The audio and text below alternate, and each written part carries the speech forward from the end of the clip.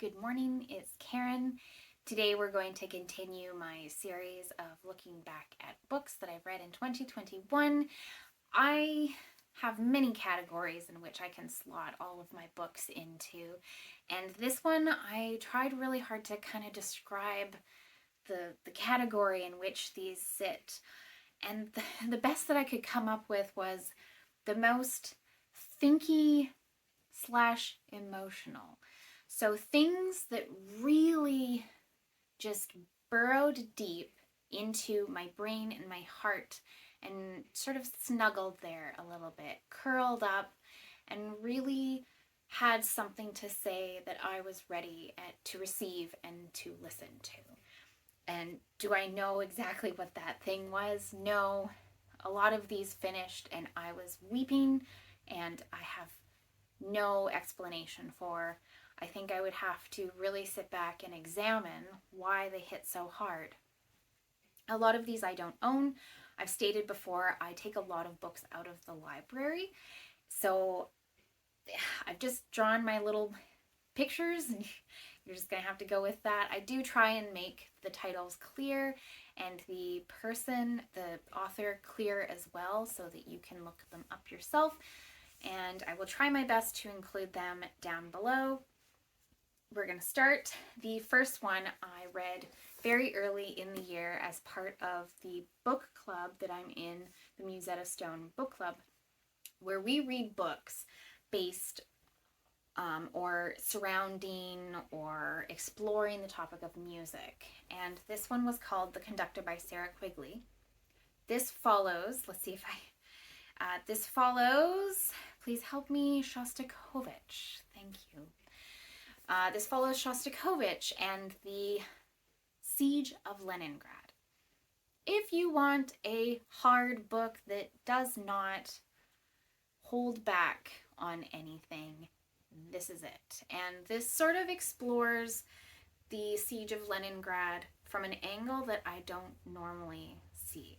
I am not a war person. I don't necessarily like reading about war, especially about battles. Battles are slightly boring to me. However, they are interesting when we get the viewpoint of the everyday man, the ordinary man. And by man, I mean men and women.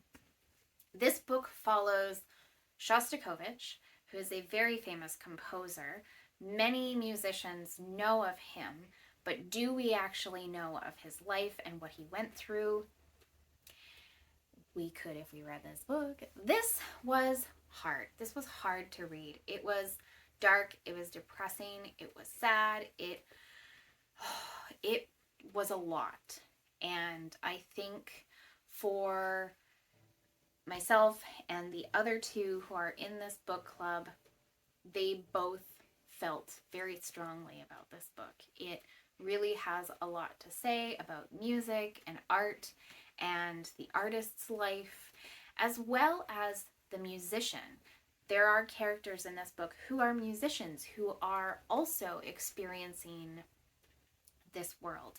In this particular one, the symphony was too valuable, so they flew all of the symphony out, but they still needed to keep up morale. So they sort of created this hodgepodge of a symphony, and then they said, oh, Shostakovich, you can write us something that will raise spirits, and your symphony can play it. And basically, we experience the people falling apart, the seats becoming empty because people have passed away from the violence of the bombing or starvation, and it really hits. And this was also a 5-star for me. I would be interested to see what other books this author has written, but this was a great way to start the year. The next book this was one where when I finished it, I was weeping, and I didn't know why, but it was very emotional. And that was Vita Nostra, and I just realized I did not put the authors on there. It's Marina and Sergey. What are their names? Dyachenko. There we go. Marina and Sergey, Dyachenko. This was metaphysical. This was a wild ride. This reminded me a lot of Catherine House, but did what I wanted Catherine House to do. It went there. And I wonder if that's because this is a book that's in translation. And I have this theory that because the education system is very different in Europe, there's a bit more philosophy explored in the education system, whereas philosophy isn't really a thing here in North America. I find that books written by North American authors just don't delve into the abstract the way that translated works tend to do. And I'm not just talking about European too. I find a lot of stuff from China, from Japan, tends to get pretty dense into abstract ways of thinking that are very fresh to me, at least. And that's definitely what this did.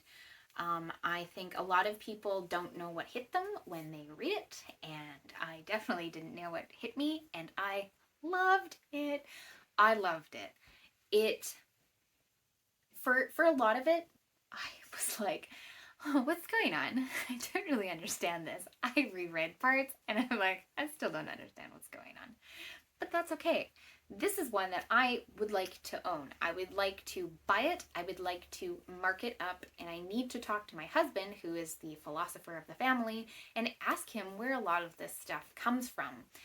The best way that I had it described was it was a dark academia if Kafka wrote it. Now, I've never read any Kafka, but I kind of want to now. So, thank you for that one.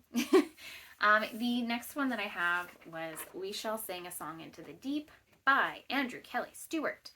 This was a novella. I think it was a very short one, like 170 pages, and it read really quickly. This is a world where there are monks in a submarine, and they are escaping the world around them. And I think there's some sort of nuclear disaster, and people took to submarines to kind of hide from it because the surface of the world was just done. And this is a society that has kind of built itself, and the main character has secret, and it has one of my favorite tropes in it. And there was just something about it, and this was another one that ended, and I was crying. I think I've just been a little bit more weepy this year, and whether or not it's hormones or whether or not it's life changes, it's just a lot of these books hit a lot more deeply than, say, other years. The next book that really struck a chord with me, oh no, you'll see why I'm laughing, was The Forest of Wool and Steel by Natsu Miyashita. This was another translated work, actually, and I would agree with this one taking a very different viewpoint, very gentle viewpoint of a boy who's seeking to become a piano tuner. He is not a musician. He is not a piano player. But one day he walks in on a piano tuner, and he experiences the smells and sounds and the environment of the hills, and he loves it. And the wool refers to the felt on the hammers on the piano that strike the strings. The steel is obviously the strings. And this is just a beautiful little pastoral exploration of what a piano is. And it's centered around this man who's becoming, I say boy because it starts out him as a boy, and then gradually his journey becoming a piano tuner. And it's all of the people in and around his life, and it's this gentle, it's warm, it's a cup of tea in a book, it's cozy, it's so lovely, and this was a surprise, this was a delight, and yes, this was another one that we read for our Musetta Stone book club because it centered around music. And the next one I read for the Literally Dead book club, which they're always kind of hit and miss books, and I really struggle sometimes with the choices. However, this one surprised me greatly, and that was All's Well by Mona Awad. I loved this, and I can tell you it has nothing to do with the main character. Main character, horrid, absolutely horrid, really unlikable. It's about the woman, the main character. She's got chronic fatigue, not chronic fatigue. She's got chronic, what do you call it? Chronic pain. She's got chronic pain. She's got back and hip and everything. Well, everything's connected, right? And so she's in pain all the time. And she's trying to put on the play of All's Well That Ends Well. She's a theater professor, and it's about how the students are kind of creating a mutiny against her and how the staff seems against her, and it's whether or not they believe her and all of her pain. And the thing that I think really hit me, this one I knew why it really hits me, is because I have a close friend who suffers, that's not really the right word, who deals with everyday, daily chronic pain. And this sort of gave me a glimpse into what they might be experiencing. But I think what it really told me was how easy it is to become a miserable human being when you're in pain. And the person that I know is absolutely not miserable to be around. They are a joy, they are hilarious, they are delightful, and yes, they have down days, and yes, they have days where they can't be their normal, wonderful self. But it could be so easy to become miserable like she is. And I think it made me really, really realize and sympathize with what my friend experiences day to day. The last book that I have is called, it's a series of short stories. These are little, I would say kind of like vignettes. They range the gamut. They are absolutely little treasures, each a polished stone, and that is Music from a Strange Planet by Barbara Black.